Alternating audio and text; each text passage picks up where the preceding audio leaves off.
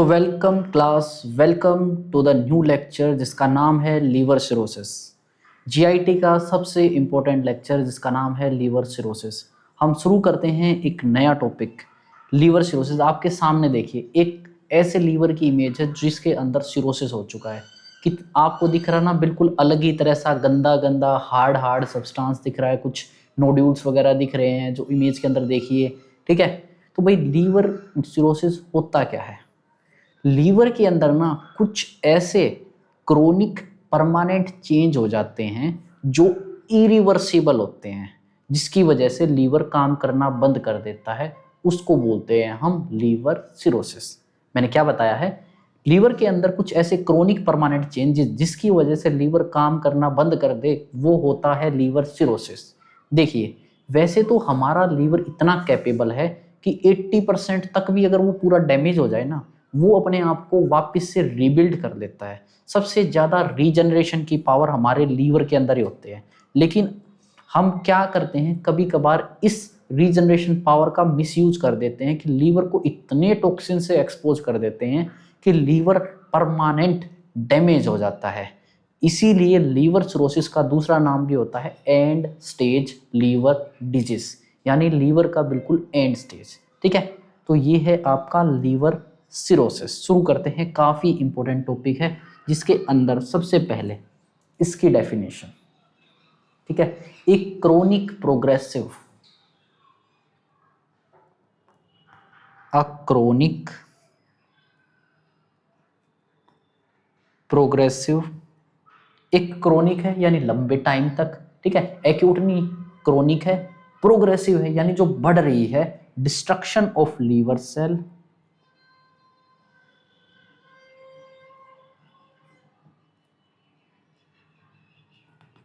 destruction of liver cells with scar formation,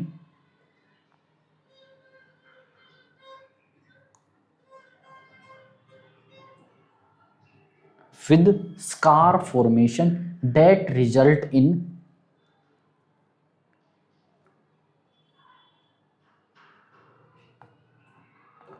results in liver failure। ठीक है, that results in liver failure। ठीक है, ये है आपकी लीवर सिरोसिस। ठीक है, इट इज, अगली लाइन में लिखेंगे, it is a irreversible condition.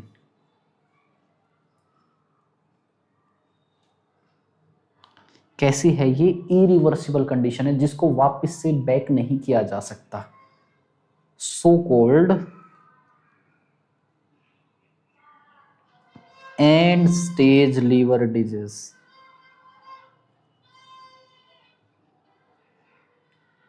इसीलिए इसको हम एंड स्टेज लीवर डिजीज भी बोलते हैं। मैंने क्या बताया है? एक क्रोनिक प्रोग्रेसिव डिस्ट्रक्शन है लीवर सेल का, जिसके अंदर स्कार फॉर्मेशन होते हैं और जिससे स्कार फॉर्मेशन होकर लास्ट में फाइनली लीवर फेलियर हो जाता है। ये चीज़, अब ये क्या स्कार होते हैं, कैसे डैमेज होता है, उसके लिए एक बड़ा थोड़ा सा ना डीपली एक्सप्लेनेशन हम पढ़ेंगे, पैथोफिजियोलॉजी की, पैथोफिजियोलॉजी ऑफ लीवर फेलियर। काफ़ी एक्सप्लेन्ड है, डिटेल में है, थोड़ा सा ध्यान से पढ़ना ताकि फर्स्ट टाइम में ही आपको समझ में आ जाए। ठीक है, पैथोफिजियोलॉजी।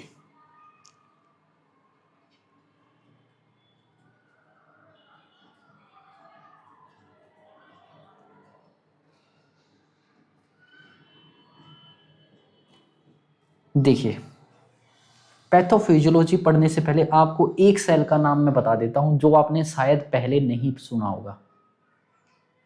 अपने को पता है विटामिन ए का स्टोरेज लीवर के अंदर होता है, मैंने बताया था। तो विटामिन ए का स्टोरेज एक स्पेशल टाइप के सेल के अंदर होता है जिसका नाम होता है स्टेलेट सेल। देखिए, एक सेल है,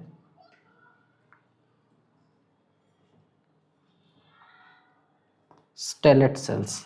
ये क्या होते हैं? इनका काम क्या होता है? विटामिन ए को स्टोर करना, और ये लीवर में लाइफ टाइम तक इनएक्टिव फॉर्म में रहते हैं। ये अपना कुछ भी फंक्शन नहीं करते, केवल विटामिन ए को स्टोर करके रखते हैं। ठीक है, इनका काम क्या है?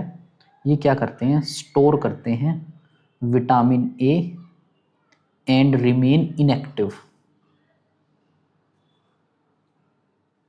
और इनएक्टिव रहते हैं। बस एक सेल का नाम आपको बताना था, स्टेलेट सेल। अब इस स्टेलेट सेल का लीवर की पैथोफिजियोलॉजी में काफ़ी इंपॉर्टेंट रोल है। चलो अब स्टार्ट करते हैं लीवर सिरोसिस की पैथोफिजियोलॉजी। लीवर सिरोसिस यानी एंड स्टेज लीवर डिजीज। ठीक है, तो देखते हैं किसी भी रीजन की वजह से, वो एल्कोहल हो सकता है, वो हेपेटाइटिस हो सकती है, वो हार्ट फेलियर हो सकता है, या कोई टॉक्सिन्स हो सकता है। ठीक है, क्या हुआ है, due to any etiology,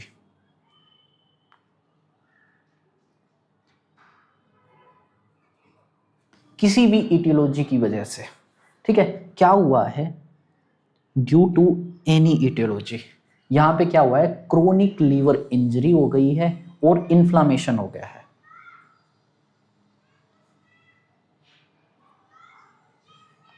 chronic liver injury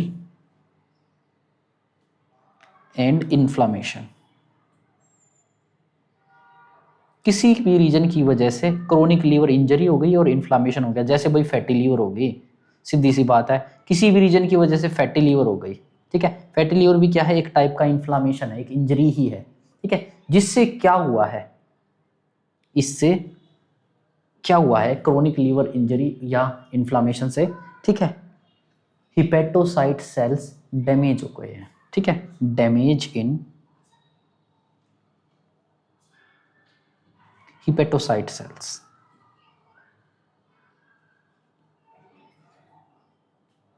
hepatocyte cells हो गए डैमेज। और ये डैमेज हिपेटोसाइट सेल्स, ठीक है, डैमेज इन हिपेटोसाइट सेल्स, ये जो डैमेज्ड हिपेटोसाइट सेल्स है ना, ये रिलीज करते हैं, जो सेल्स डैमेज हुए हैं ये रिलीज करेंगे दो चीज। एक तो ये डैमेज हिपेटोसाइट सेल्स रिलीज करेंगे सबसे पहले तो प्री इन्फ्लामेटरी साइटोकाइंस,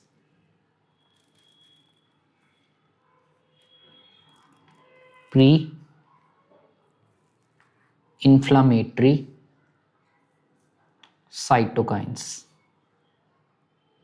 और सेकंड, ये क्या करेंगे, एक्टिवेट कर देंगे इन्फ्लामेटरी सेल्स को,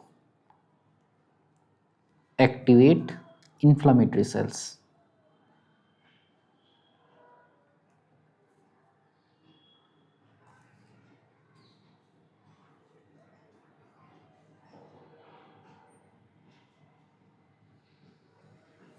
ठीक है, मैंने अभी तक क्या बताया भाई, किसी भी रीजन की वजह से, भाई यहां से देखिए, due to any etiology chronic liver injury हुई है और इन्फ्लामेशन हुआ है, जिससे हिपेटोसाइट सेल्स डैमेज हो गए हैं। अब हिपेटोसाइट सेल्स ने दो चीजें करी हैं, एक तो इन्फ्लामेटरी साइटोकाइंस को रिलीज कर दिया है और इन्फ्लामेटरी सेल्स को एक्टिवेट कर दिया है।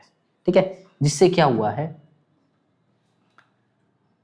जिससे अब फर्दर क्या हुएगा, अब इससे क्या होगा, डैमेज इन इन्फ्लामेटरी साइटोकाइंस वगैरह से एक्टिवेट हो जाएंगे इन दोनों चीजों की वजह से।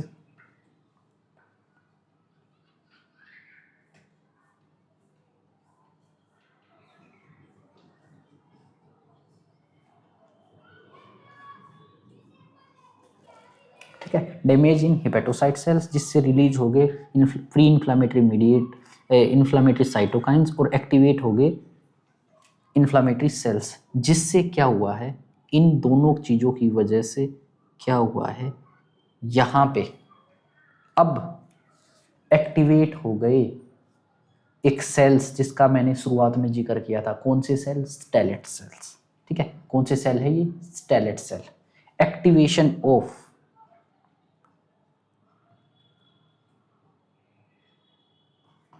हिपेटिक स्टेलेट सेल्स,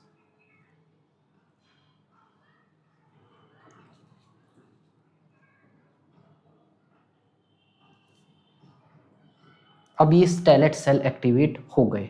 अब ये स्टेलेट सेल कुछ चीजें प्रोड्यूस करेंगे, देखिए अब क्या करेंगे, जो ये स्टेलेट सेल है ना,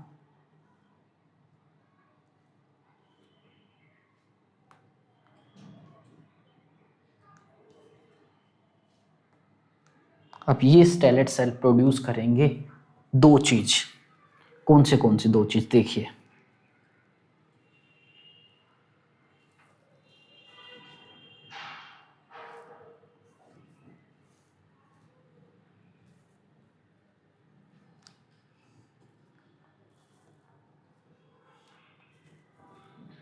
ये स्टेलेट सेल प्रोड्यूस करेंगे दो चीज।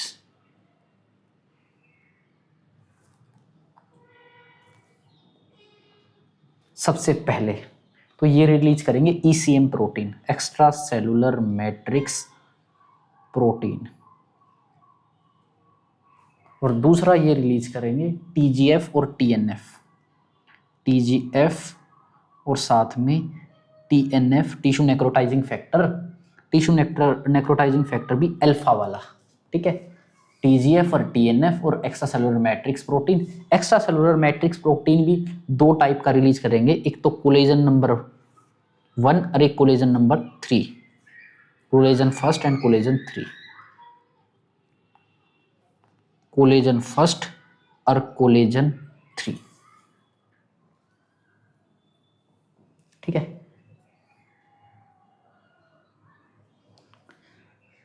किसी भी इटियोलॉजी की वजह से भाई लीवर सेल डैमेज हुए, उन्होंने हिपेटोसाइट सेल डैमेज हुए, उन्होंने रिलीज करे प्री इन्फ्लामेटरी साइटोकाइंस और साथ में एक्टिवेट हो गए inflammatory sales.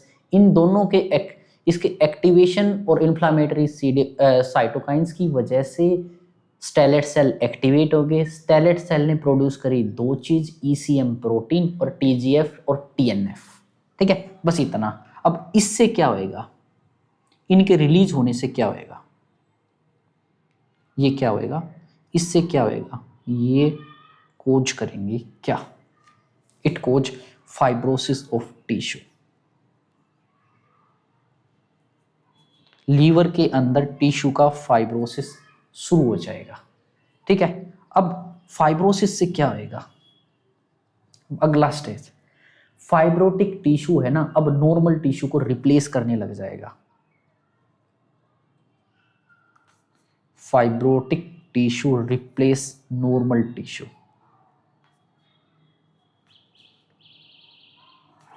Fibrotic tissue replace normal liver tissue, ठीक है। उसके बाद अगले स्टेप में क्या होएगा, अब सपोज करो दिस इज अ लीवर, अब ये एक लीवर है, यहां पे क्या हुआ है, पूरे लीवर के अंदर सबसे पहले तो क्या हो रहा है भाई, डैमेज होने लग रहा है, इंजरी होने लग रही है। सपोज कर लो अल्कोहल की वजह से भाई डैमेज और इंजरी होने लग रही है, ठीक है। उससे क्या हो रहा है, अल्कोहल ने क्या करा, लीवर के अंदर हेपेटोसाइट सेल्स को डैमेज किया। हेपेटोसाइट सेल्स ने क्या करा, एक तो प्री इन्फ्लामेटरी साइटोकाइंस को रिलीज किया और उसके बाद इन्फ्लामेटरी सेल्स को एक्टिवेट कर दिया। तो प्री इन्फ्लामेटरी साइटोकाइंस और इन्फ्लामेटरी सेल्स ने क्या कर दिया, दोनों ने मिलके स्टेलेट सेल को एक्टिवेट कर दिया। अब स्टेलेट सेल ने क्या करा है, दो चीज प्रोड्यूस करी है, एक्स्ट्रा सेलुलर मैट्रिक्स प्रोटीन जो कोलेजन 1 और कोलेजन 3 की फॉर्म में, और टीजीएफ और टिश्यू नेक्रोटाइजिंग फैक्टर अल्फा की फॉर्म में। उन दोनों ने मिलकर क्या करा, एक छोटी सी एरिया के अंदर फाइब्रोसिस कर दिया है, ठीक है। ये फाइब्रोसिस क्या है, ठीक है, ये फाइब्रोसिस कर दिया है। अब ये फाइब्रोसिस है, ये थोड़ा सा स्प्रेड होएगा, ठीक है। स्प्रेड होएगा जब ये तो छोटा सा फाइब्रोसिस था, फिर ये वाइड एरिया के अंदर जब स्प्रेड होएगा तो देखने में ऐसा लगेगा कि वाइड एरिया के अंदर जो फाइब्रोसिस है वाइड एरिया के अंदर जब स्प्रेड होएगा तो देखने में ऐसा लगेगा कि लीवर के अंदर एक स्कार लगा हुआ है। स्कार मतलब लंबा सा घाव लगा हुआ है, जिससे अगले पॉइंट में हम क्या लिखेंगे, scar formation.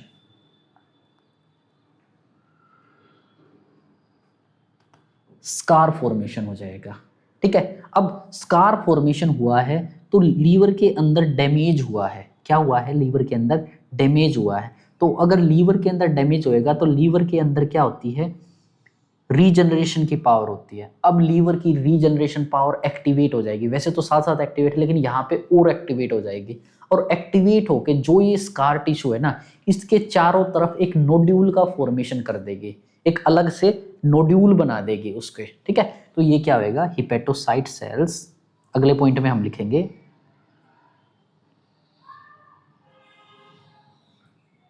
hepatocyte cells try to regenerate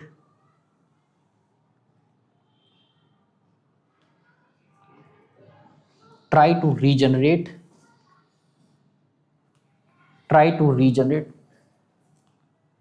and form nodule around scar tissue. ठीक है, अराउंड स्कार टिश्यू.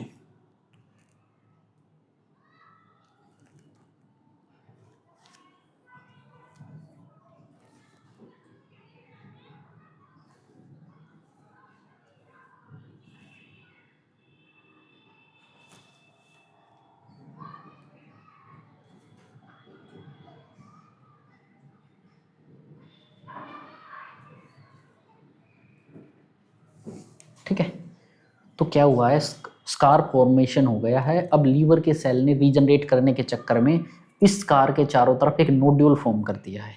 ठीक है, तो जो ये नोड्यूल है ना,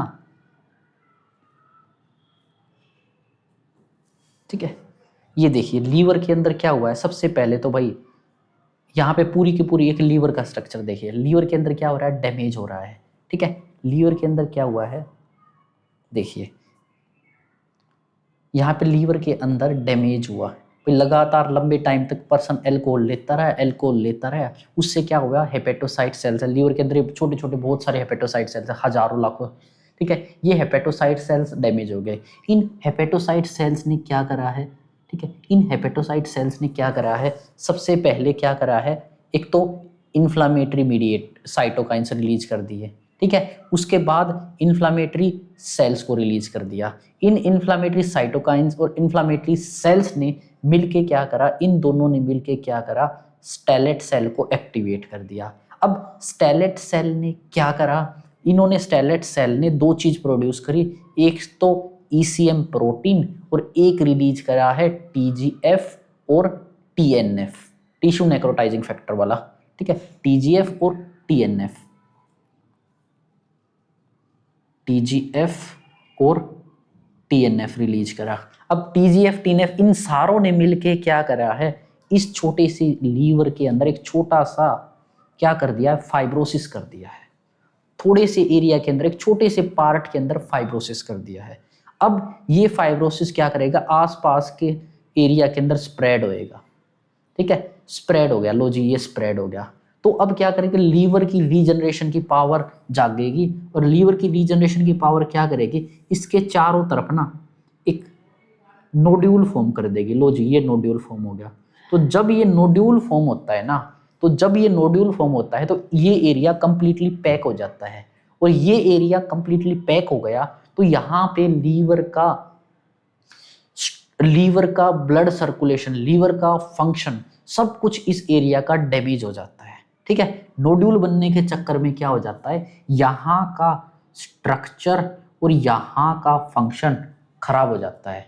स्ट्रक्चर और फंक्शन इस एरिया का खराब हो जाता है. और एक टाइम पे ये नहीं, लीवर भी एक ही जगह पे ये स्कार बनते हैं. लीवर के अंदर मल्टीपल जगह पे ये स्कार बनते हैं, और मल्टीपल जगह पे अगर स्कार बनेंगे तो मल्टीपल जगह पे क्या होगा, इनके चारों तरफ नोड्यूल्स भी बनेंगे. चारों तरफ मल्टीपल जगह पे नोड्यूल बनेंगे तो बहुत सारे एरिया लीवर का ऐसे ही डैमेज हो जाएगा. ठीक है, ऐसे ही लीवर का बहुत सारा एरिया डैमेज हो जाएगा. और एक कंडीशन ऐसी आएगी जिसके अंदर मोस्टली लीवर का एरिया पूरा कंप्लीट डैमेज हो जाएगा, उसको बोलते हैं लीवर फेलियर या लीवर सिरोसिस. ठीक है, तो मैंने क्या बताया था, अभी हम वापस अपने पैथोफिजियोलॉजी पे आ जाते हैं.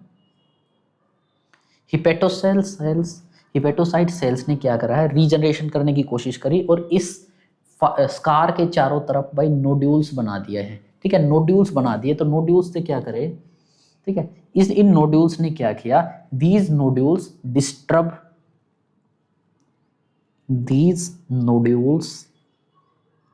disrupt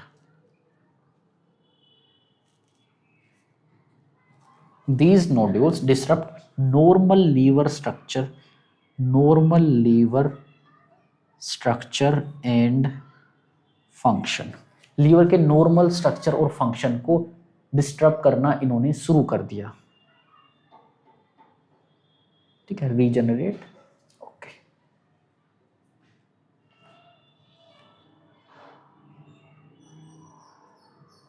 ओके, इन्होंने क्या करा, नॉर्मल स्ट्रक्चर और फंक्शन को डिस्टर्ब करना शुरू हो गया, जिससे क्या हुआ है लीवर का, जिससे क्या हुआ है लॉस ऑफ लीवर फंक्शन।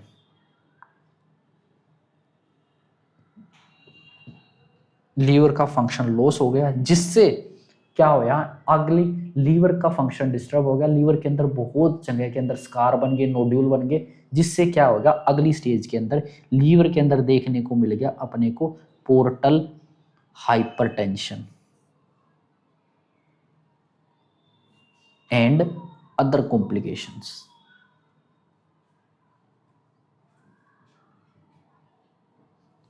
ठीक है, लीवर के अंदर क्या देखने को मिल गया अपने को, पोर्टल हाइपरटेंशन और बाकी सारे भी लीवर के जितने भी कॉम्प्लिकेशंस हैं। ठीक है, ये सभी देखने को मिलेंगे और अगली स्टेज के अंदर क्या हो जाएगा, लीवर फेल हो जाएगा, लीवर फेलियर। अब पोर्टल हाइपरटेंशन के बारे में बताऊं, देखो देखिए, अब ये है आपकी लीवर, ठीक है, एक हेल्दी लीवर है जिसके अंदर ब्लड सप्लाई आ रही है पूरी जीआईटी से, जीआईटी की हर पार्ट से, small intestine, large intestine, stomach, oesophagus, इधर ईसोफेगस से आ गई, इधर स्टमक से आ गई, इधर स्मॉल इंटेस्टाइन से आ गई, इधर लार्ज इंटेस्टाइन से आ गई, इधर रेक्टम से आ गई, इधर एनस से आ गई। तो कि सारी की सारी वेन्स इकट्ठे होके फाइनल एक वेन बनाती है जिसका नाम होता है पोर्टल वेन। ठीक है, कौन सी वेन बनाती है, पोर्टल वेन,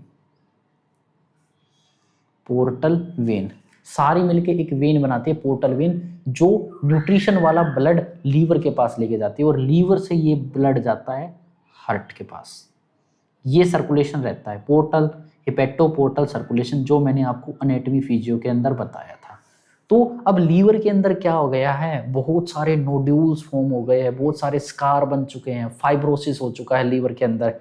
ठीक है, तो इसकी वजह से लीवर के अंदर क्या हुआ है, लीवर बिल्कुल हार्ड बन गया है, हार्ड रॉक लाइक बन गया है, जिसकी वजह से ब्लड है ना लीवर के आगे जा ही नहीं पा रहा है। अब जो ब्लड है ना वो इस पोर्टल वेन के अंदर ही इकट्ठा खड़ा हो गया है। पोर्टल वेन अब ब्लड को लीवर के थ्रू हार्ट पे पहुंचा ही नहीं पा रही है। क्यों? क्योंकि लीवर पूरी तरह से डैमेज हो चुका है। ठीक है, जिससे क्या होएगा, अब ये सर्कुलेशन जितना भी ब्लड था ये पोर्टल वेन के अंदर पड़ा है और ईसोफेगस का, ईसोफेगस में है venous blood, I am talking about the venous blood. Venous blood stomach के अंदर पड़ा है, स्मॉल इंटेस्टाइन के अंदर, लार्ज इंटेस्टाइन, रेक्टम, एनस।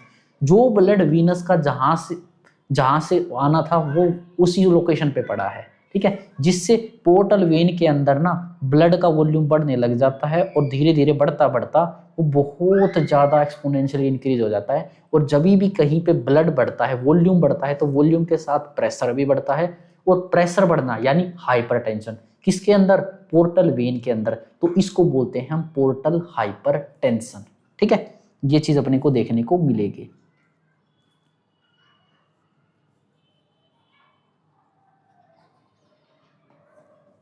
एक बार ये था आपका पैथोफिजियोलॉजी ऑफ लीवर सिरोसिस। अब एक बार दोबारा से देख लेते हैं। Due to any etiology liver cell chronic liver injury and inflammation, जिससे damage in hepatocyte cells release, इसको थोड़ा सा सही से करें,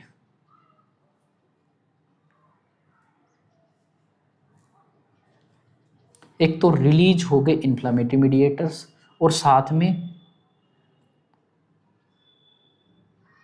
एक्टिवेशन हो गया इनका। इसको अच्छे से लिख लेते हैं।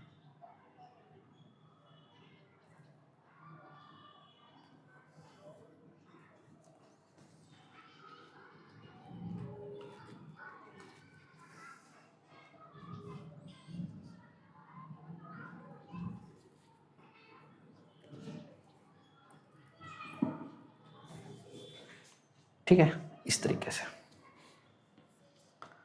ओके, किसी भी कोज की वजह से भाई क्रोनिक लीवर इंजरी हुई है और इन्फ्लामेशन हो गया है, जिससे हिपेटोसाइट सेल डैमेज हो गए, जिनने प्री इन्फ्लामेटरी साइटोकाइंस को रिलीज किया और इन्फ्लामेटरी सेल्स को एक्टिवेट कर दिया, जिससे क्या हुआ है, लीवर के अंदर स्टेलेट सेल एक्टिवेट हो गए। स्टेलेट सेल ने क्या प्रोड्यूस करे है, extra cellular matrix protein release कर दिया है, किसके फॉर्म में, कोलेजन 1 और कोलेजन 3 के फॉर्म में, और टीजीएफ को रिलीज कर दिया है, और टिश्यू नेक्रोटाइजिंग फैक्टर को रिलीज कर दिया है, जिससे लीवर के अंदर हो गया है फाइब्रोसिस। देखो स्टेज, देखो इसको मैं हाईलाइट करूंगा स्टेज को, आपको करो या ना करो आपकी मर्जी है, ठीक है। सबसे पहले तो हुआ है डैमेज इन हिपेटोसाइट सेल्स, उसके बाद एक्टिवेशन हुआ है स्टेलेट सेल्स का, उसके बाद क्या हुआ है, लीवर का फाइब्रोसिस हुआ है, जिससे फाइब्रोसिस के बाद क्या हुआ है, स्कार का फॉर्मेशन हुआ है, स्कार फॉर्मेशन के बाद क्या हुआ है, रीजनरेशन एंड नोड्यूल्स,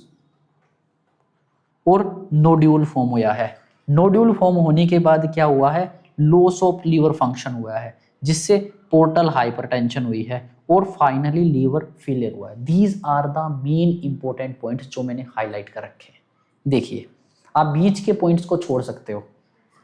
किसी भी रीजन की वजह से लीवर के हिपेटोसाइट सेल डैमेज हुए, उन्होंने इन्फ्लामेटरी सेल्स को एक्टिवेट किया और प्री इन्फ्लामेटरी साइटोकाइंस को रिलीज किया, ठीक है, कि भाई सेल डैमेज हुए हैं कि आओ मेरे को आकर रिपेयर करो, ठीक है। तो जिससे इन्होंने रिपेयर तो करा ना करा, लेकिन स्टेलेट सेल को एक्टिवेट कर दिया।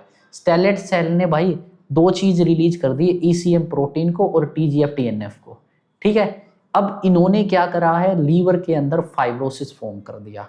फाइब्रोसिस हो गया है तो फाइब्रोसिस टिश्यू को रिप्लेस, फाइब्रोसिस टिश्यू ने नॉर्मल टिश्यू को रिप्लेस करना शुरू कर दिया है। जितना भी लीवर के अंदर नॉर्मल टिश्यू था सारा अब फाइब्रोसिस में चेंज होने लग गया है, जिससे जब वाइड एरिया के अंदर अगर फाइब्रोसिस होएगा, एक छोटे से एरिया के अंदर, सपोज करो ये लीवर है,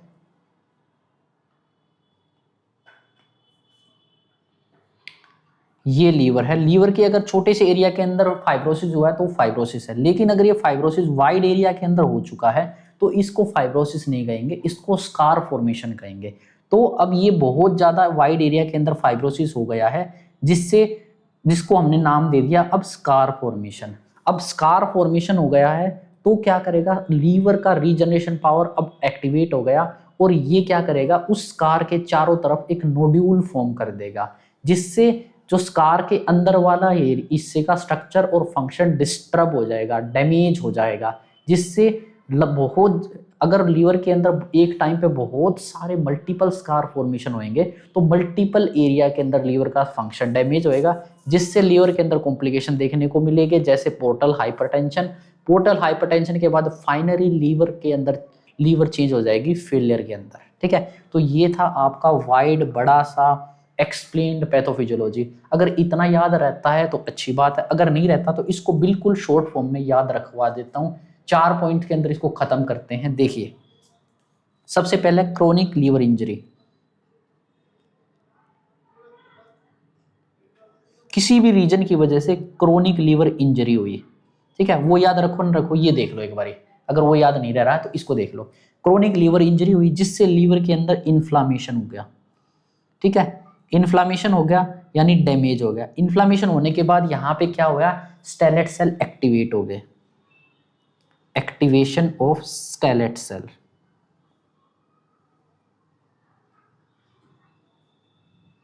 स्टेलेट सेल एक्टिवेट होने से क्या होएगा, अगले स्टेज के अंदर लीवर के अंदर फाइब्रोसिस होने लग जाएगा। फाइब्रोसिस होने के बाद क्या हो जाएगा, नोड्यूल फॉर्म्स हो जाएंगे, रीजनरेटिव नोड्यूल फॉर्म हो जाएंगे।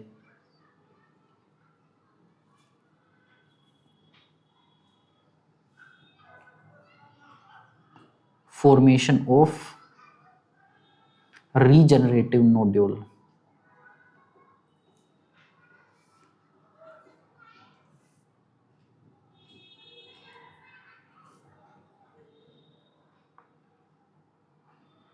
ठीक है, रीजनरेटिव नोड्यूल्स हो जाएंगे, जिससे अगले स्टेज के अंदर पोर्टल हाइपरटेंशन हो जाएगा,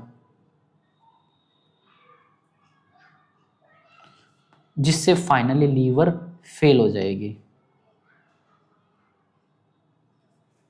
बस इतना है।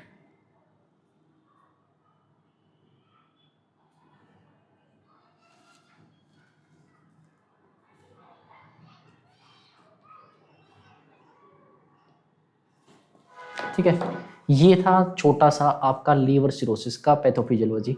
क्रोनिक लीवर इंजरी हुई, इन्फ्लामेशन हुआ, इन्फ्लामेशन से स्टेलेट सेल एक्टिवेट हुए, स्टेलेट सेल एक्टिवेट होने से फाइब्रोसिस का फॉर्मेशन हुआ, फाइब्रोसिस होने से फाइब्रोसिस के बाद फाइब्रोसिस के चारों तरफ नोड्यूल फॉर्म हुए, चारों तरफ नोड्यूल फॉर्म होने से लीवर बहुत सारा लीवर डैमेज हो गया, जिससे क्या हुआ, पोर्टल हाइपरटेंशन हो गया, पोर्टल हाइपरटेंशन से लीवर फेल हो गई। बस ये, अगर इससे भी सिंपल कहें तो भाई इन्फ्लामेशन हुई, फिर फाइब्रोसिस हुई, फिर सिरोसिस होगी, बस 3 पॉइंट में खत्म।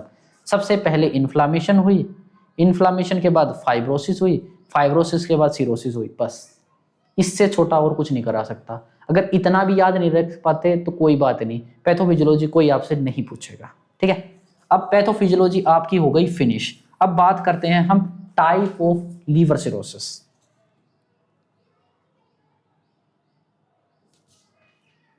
टाइप्स एंड इटियोलॉजी, ठीक है।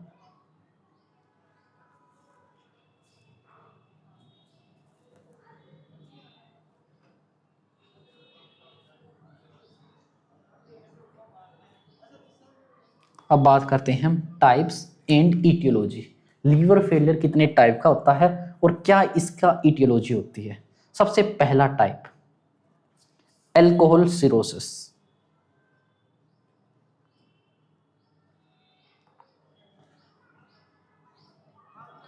जिसका दूसरा नाम होता है लेनेक सिरोसिस।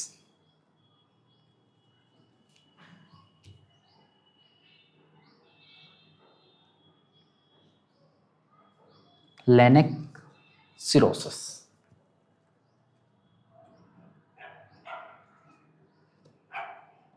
ठीक है। लेनेक सिरोसिस देखिए, देखिए किस लिए होता है ये, ड्यू टू अल्कोहल, नाम से पता चल रहा है ड्यू टू अल्कोहल, ज्यादा शराब पीने से। और this is the most common type of liver cirrhosis. ये क्या है, most common type of liver cirrhosis.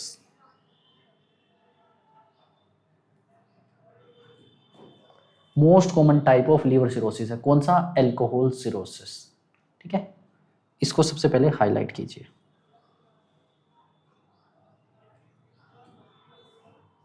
ये क्या है, most common type of liver cirrhosis है, ठीक है। अब बात करते हैं इसका मैकेनिज्म, कैसे होता है अल्कोहल की वजह से लीवर डैमेज।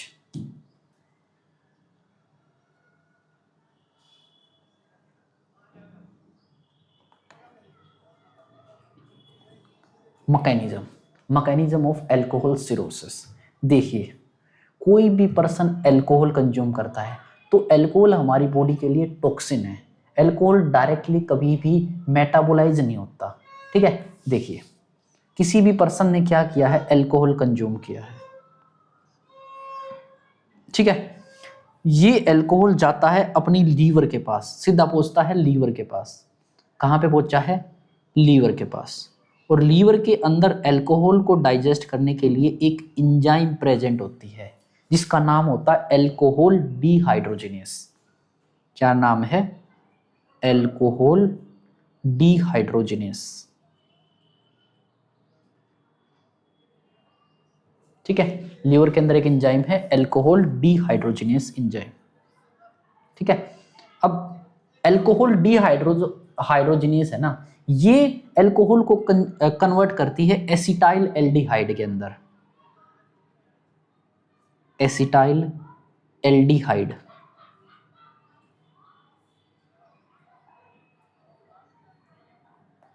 एसिटाइल एल्डिहाइड के अंदर कन्वर्ट करती है।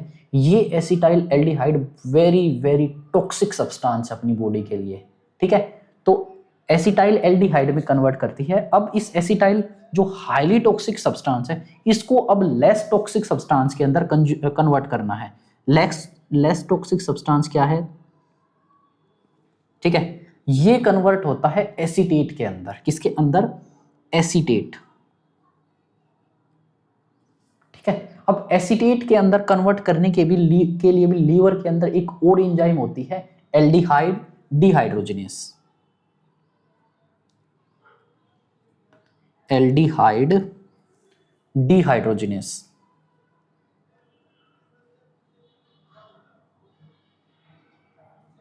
ठीक है। एल्डिहाइड डिहाइड्रोजिनेस एंजाइम क्या करती है, इसको एसीटेट के अंदर कन्वर्ट करती है। अब ये एसीटेट किस चीज के अंदर चेंज होएगा, अब ये एसीटेट चेंज होएगा 3 चीज के अंदर।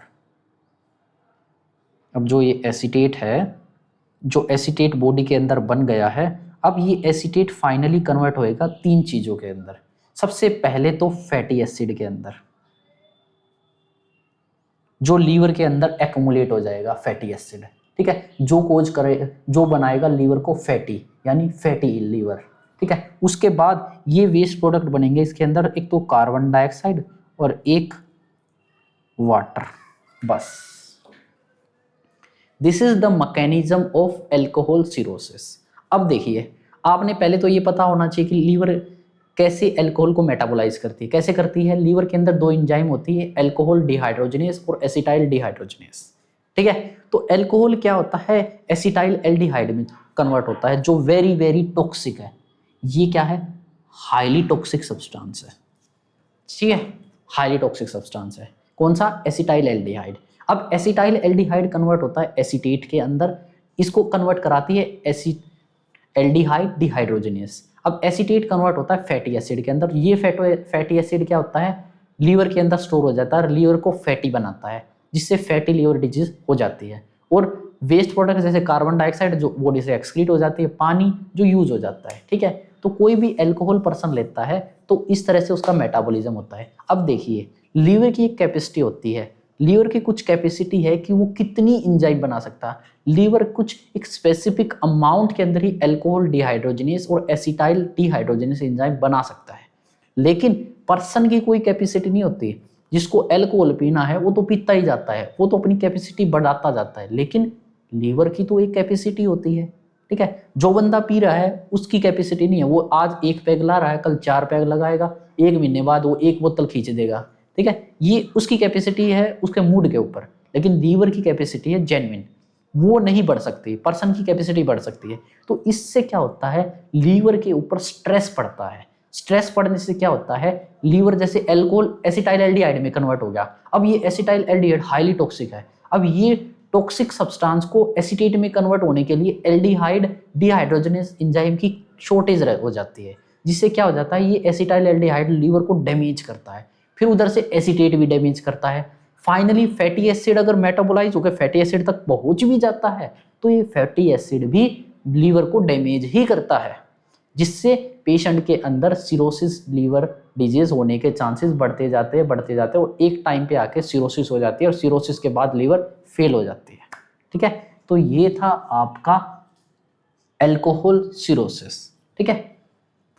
यहाँ पे क्या हो रहा है, प्रोग्रेसिव चेंज हो रही है लीवर के अंदर, जिसकी वजह से फाइब्रोसिस होता है, फाइब्रोसिस होने से सिरोसिस होता है, और जिससे फाइनली लीवर डैमेज हो जाती है। ये था अल्कोहल सिरोसिस। आई थिंक समझ में आ गया। दोबारा से फिर से सुनो, अल्कोहल सिरोसिस में क्या होता है भाई, सबसे पहले तो अल्कोहल कैसे मेटाबोलाइज होता है वो सामने आपको लिखा हुआ है। अल्कोहल चेंज होता है एसिटाइल एल्डिहाइड में, एसिटाइल एल्डिहाइड एसीटेट में कन्वर्ट होता है, और एसीटेट फैटी एसिड में कन्वर्ट हो जाता है, ठीक है। अब इसको कन्वर्ट करने के लिए 2 एंजाइम की जरूरत है। ये एंजाइम प्रोड्यूस होती है लीवर के अंदर, ठीक है। और लीवर कोई एंजाइम प्रोड्यूस करने की कैपेसिटी होती है, लेकिन पर्सन की पीने की कैपेसिटी नहीं होती। पर्सन अपनी कैपेसिटी बढ़ाता जाता है, लीवर की कैपेसिटी उतनी ही रहती है, जिसकी वजह से लीवर धीरे धीरे डैमेज होती जाती है। पहले इन्फ्लामेशन होएगा, फिर फाइब्रोसिस होएगा, फिर नोड्यूल फॉर्म होएंगे, उसके बाद यहाँ पे हाइपरटेंशन हो जाएगा, फिर यहाँ पे फाइनली सिरोसिस में कन्वर्ट हो जाएगी लीवर के टिश्यू, ठीक है। तो दिस इज अल्कोहल सिरोसिस या लेनिक सिरोसिस, ठीक है, मोस्ट कॉमन टाइप। और अल्कोहल सिरोसिस मेनली मेल्स के अंदर ही देखने को मिलता है, क्योंकि मेल्स ही ज्यादातर अल्कोहल कंज्यूम करते हैं, क्योंकि लड़कों को पीने का बहाना चाहिए होता है, ठीक है, ये चीज। ओके, उसके बाद बात करते हैं सेकंड टाइप का liver cirrhosis, post necrotic cirrhosis.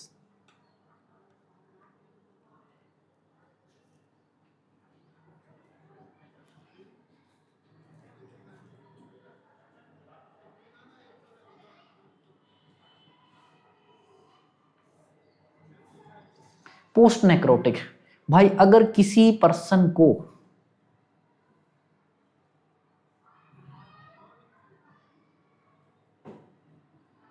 ठीक है। अगर किसी पर्सन को हिस्ट्री रही है लीवर नेक्रोटिक डिजीज की, ठीक है, तो उसके अंदर लीवर सिरोसिस हो सकता है। जैसे लीवर के डैमेज की कोई कंडीशन थी भाई जिसके अंदर लीवर डैमेज होता है, उसकी हिस्ट्री रही है, तो पेशेंट के अंदर क्या हो सकता है, लीवर सिरोसिस हो सकता है। जैसे किसी पेशेंट को हेपेटाइटिस बी की हिस्ट्री रही है, सी की रही है, डी की रही है, उसने किसी टाइम पे हेपेटोटॉक्सिन बहुत ज़्यादा कंज्यूम करे हैं, जिससे किसी टाइम पे उसका लीवर डैमेज हुआ है, और लीवर डैमेज हो रहा और लीवर डैमेज होता रहा क्रोनिक टाइम तक, तो वो क्रोनिक टाइम तक डैमेज होता होता फाइनली चेंज हो जाता है सिरोसिस के अंदर। ठीक है, लिख लेते हैं, due to any history of liver necrosis, liver necrotic conditions,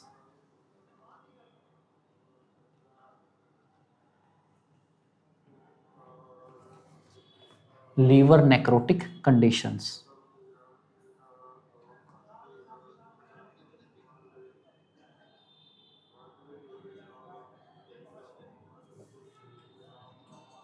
example के लिए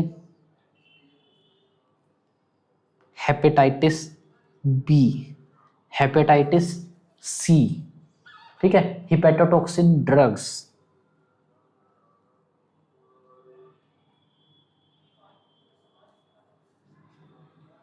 हिपेटोटॉक्सिन्स ड्रग्स जैसे लंबे टाइम तक पेशेंट लेता रहा पैरासिटामोल, डेली तो 2-3 दिन खाने लग रहा है, ठीक है, पेशेंट ले रहा है स्टीरॉइड्स, कोई कंडीशन है जैसे बॉडी बिल्डर है या ऑर्गन ट्रांसप्लांट है, उसके अंदर स्टीरॉइड्स लेने ही पड़ते हैं भाई, ठीक है, स्टीरॉइड्स ले रहा है, ठीक है, पर्सन लंबे टाइम तक खींचता रहा ओपियोइड्स, ठीक है, स्टीरॉइड्स के बाद पर्सन ने लिए ओपियोइड्स, ठीक है, ओपियोइड्स के बाद पर्सन ने ली कोकेन। तो ये जितने भी नशे वाले पदार्थ हैं, जितने भी नशे के पदार्थ हैं, ये सभी हमारे लीवर को डैमेज करते हैं, ठीक है। तो this is post necrotic conditions. उसके बाद थर्ड टाइप का liver cirrhosis,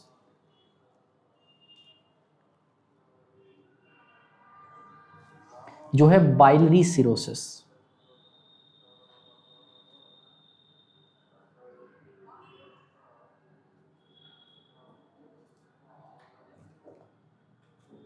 biliary cirrhosis,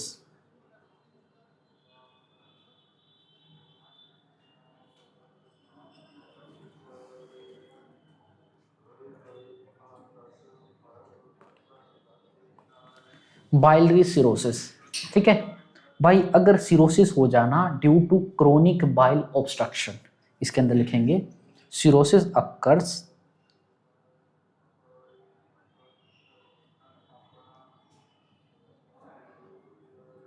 due to chronic bile obstruction,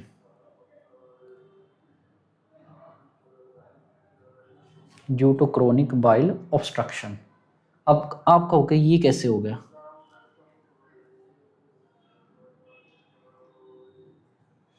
देखिए,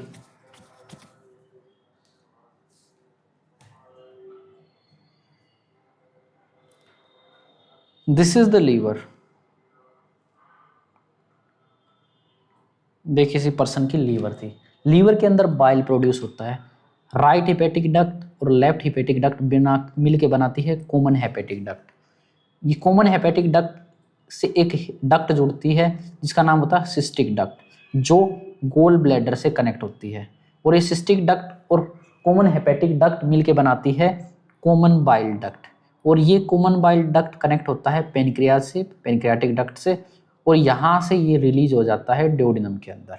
तो अगर एक कंडीशन मैंने आपको पढ़ाई है कोलिडोकोलिथियासिस, यानी कॉमन बाइल डक्ट के अंदर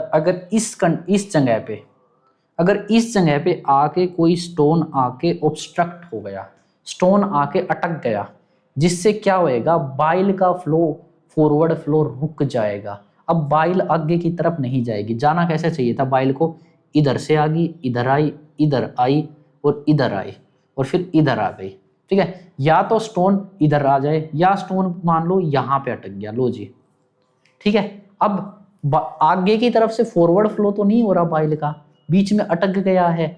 अब ये लीवर को थोड़ी पता है कि आगे फॉरवर्ड फ्लो नहीं हो पा रहा है, तेरे को बाइल प्रोड्यूस करना अब बंद कर देना चाहिए।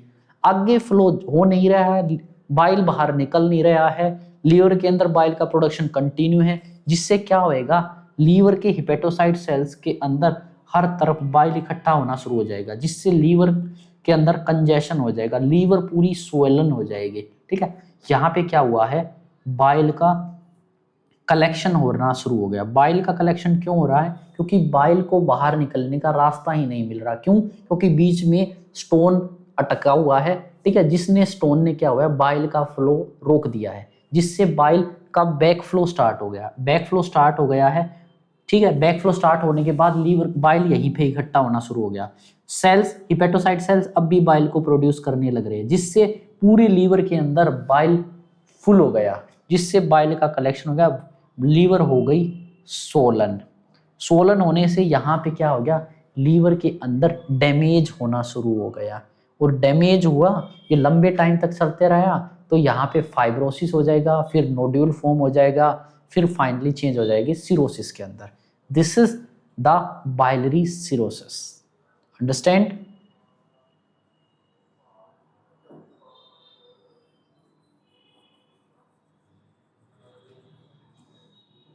ओके,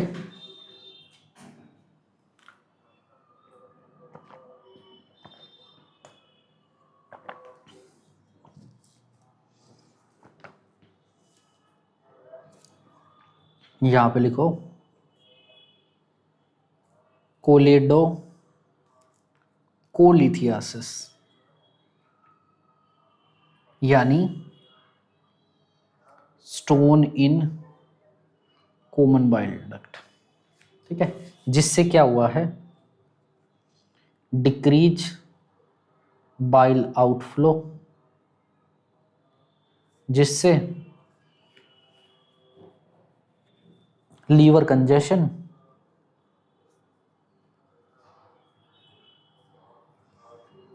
जिससे लीवर डैमेज हुआ, जिससे फाइब्रोसिस हुआ, और फाइब्रोसिस से सिरोसिस। ठीक है, ये सारी चीजें बाइलरी सिरोसिस। ओके, अब बात करते हैं फोर्थ टाइप का लीवर सिरोसिस, जो है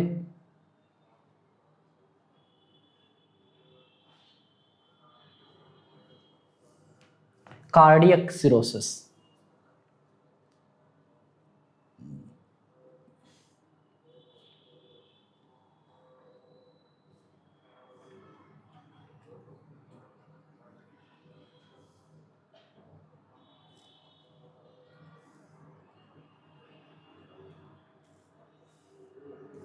अगला है कार्डियक सिरोसिस।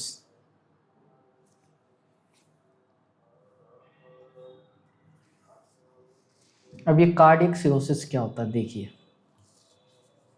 आपने कार्डियो के अंदर हार्ट फेलियर पढ़ा होगा। हार्ट फेलियर अपने को पता है दो टाइप का होता है, राइट हार्ट फेलियर और लेफ्ट हार्ट फेलियर। ठीक है, due to right heart failure, right heart failure की वजह से अगर लीवर का सिरोसिस हो जाए तो उसको बोलते हैं कार्डियक सिरोसिस। अब कार्डियक सिरोसिस होएगा कैसे, देखिए, ये पर्सन का क्या है, एक हार्ट है। हार्ट के 4 चैम्बर होते हैं, अपने को सभी को पता है।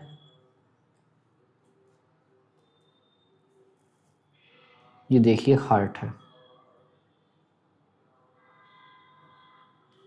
ठीक है, ये राइट है, ये लेफ्ट है, ये राइट वेंट्रिकल, ये लेफ्ट वेंट्रिकल, ये राइट एट्रियम, ये लेफ्ट एट्रियम, ऐसा ही है। ठीक है, अब क्या हुआ है, पर्सन का राइट साइड का हार्ट फेलियर हो गया है, जिसके अंदर भाई ब्लड दो तरफ से आता था, राइट एट्रियम के अंदर। कहाँ से आता था, एक तो सुपीरियर वेना केवा से आता था, एक इंफीरियर वेना केवा से आता था। ठीक है, अब यहाँ पे राइट हार्ट फेल हो गया है, तो जिससे राइट हार्ट का काम पूरी तरह से रुक गया है। अब राइट हार्ट का काम क्या था, ये राइट वेंट्रिकल से ब्लड पहुंचाता था लंग्स के पास। ठीक है, तो राइट हार्ट फेल है तो राइट वेंट्रिकल से लंग्स के पास ब्लड नहीं जाएगा, ब्लड नहीं जाएगा तो राइट एट्रियम के अंदर जो ब्लड आ चुका है उसका कोई काम नहीं, वो उधर ही इकट्ठा हुआ है, जिससे क्या हुआ है, राइट एट्रियम और पीछे से कोई भी ब्लड रिसीव नहीं करेगी। राइट एट्रियम ब्लड कहाँ से रिसीव कर रही है, इंफीरियर वेना केवा और सुपीरियर वेना केवा से। तो उससे क्या होएगा, ये ब्लड सुपीरियर वेना केवा के अंदर इकट्ठा रह जाएगा और इंफीरियर वेना केवा के अंदर ही इकट्ठा होना शुरू हो जाएगा, क्योंकि राइट वेंट्रिकल आगे ब्लड को नहीं पंप कर पा रहे हैं, जिससे सिस्टमिक कंजेशन हो जाएगा। जिससे क्या हो जाएगा, सिस्टमिक कंजेशन। जिससे क्या हो जाएगा, सिस्टमिक कंजेशन हो जाएगा, यानी जो वीनस ब्लड जिस ऑर्गन के अंदर पड़ा है वो उसी ऑर्गन के अंदर पड़ा रह जाएगा। ठीक है, जिससे क्या होएगा, जो ब्लड के लीवर के अंदर पड़ा है ना, वो लीवर के अंदर ही पड़ा रहेगा। अब लीवर के अंदर ब्लड कहां से आता है, ये देखो, ये आपका लीवर है। अब लीवर के अंदर सबसे पहले तो एक बड़ी वेन ब्लड लेके आती है, जिसका नाम होता है पोर्टल वेन। ठीक है, अब ये पोर्टल वेन कई जगह से ब्लड लेके आती है।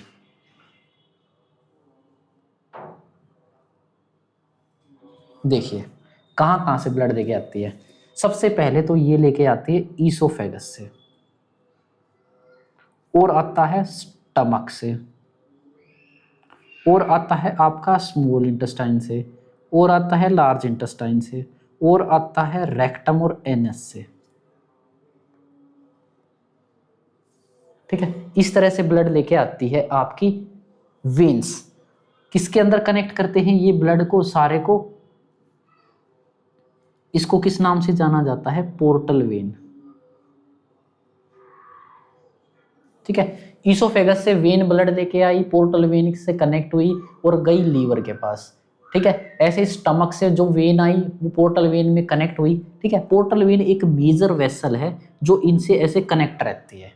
ठीक है, अब लीवर से ब्लड जाएगा इंफीरियर वेना केवा में, ये क्या है, आईवीसी, और आईवीसी से ब्लड जाएगा राइट एट्रियम के अंदर। इस तरह से ब्लड का फ्लो होता है। अब आईवीसी से अगर पेशेंट को राइट साइड का हार्ट फेलियर है, जिससे आईवीसी के अंदर ब्लड वहीं का वहीं पड़ा है, क्योंकि राइट वेंट्रिकुलर आगे ब्लड पंप नहीं कर पा रहा है, तो राइट वेंट्रिकल का ब्लड राइट वेंट्रिकल में पड़ा है, राइट एट्रियम का राइट एट्रियम में पड़ा है, इंफीरियर वेना केवा का इंफीरियर वेना केवा में पड़ा है। ठीक है, तो अब हार्ट लीवर के बाहर ब्लड नहीं जा पाएगा, ये फ्लो होगा, रुक गया।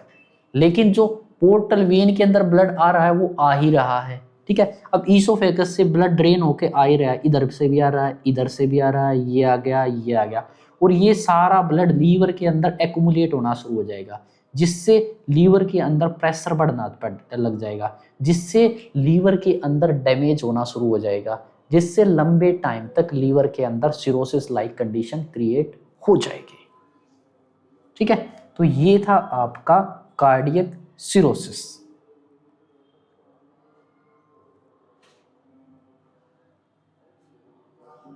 ओके, तो लिख लेते हैं डिक्रीज कार्डियक आउटपुट,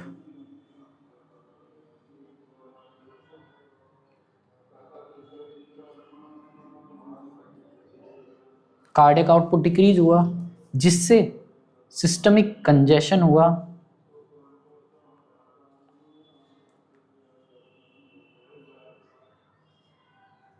ब्लड का सिस्टमिक कंजेशन हुआ। ठीक है, ब्लड का सिस्टमिक कंजेशन होने से क्या हुआ है, कंजेशन ऑफ ब्लड हुआ है अब लीवर के अंदर।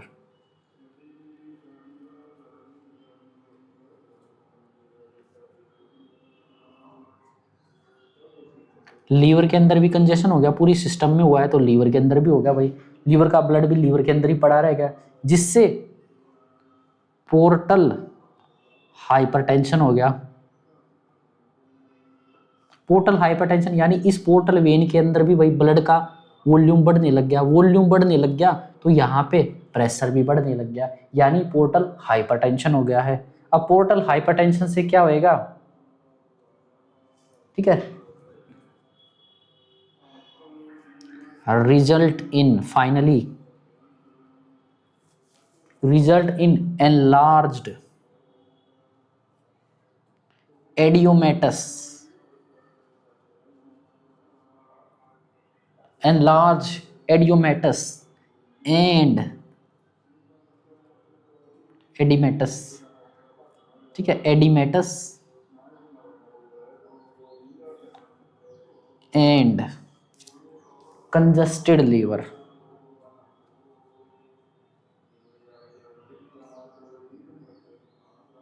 जिससे लंबे टाइम तक ये कंडीशन रही तो चेंज हो जाएगी ये कंडीशन सिरोसिस के अंदर। This is the pathophysiology of cardiac cirrhosis की, ठीक है। तो ये थी कार्डियक सिरोसिस की पैथोफिजियोलॉजी, ठीक है, ओके। तो ये था फर्स्ट पार्ट। अब बात करेंगे हम नेक्स्ट पार्ट में।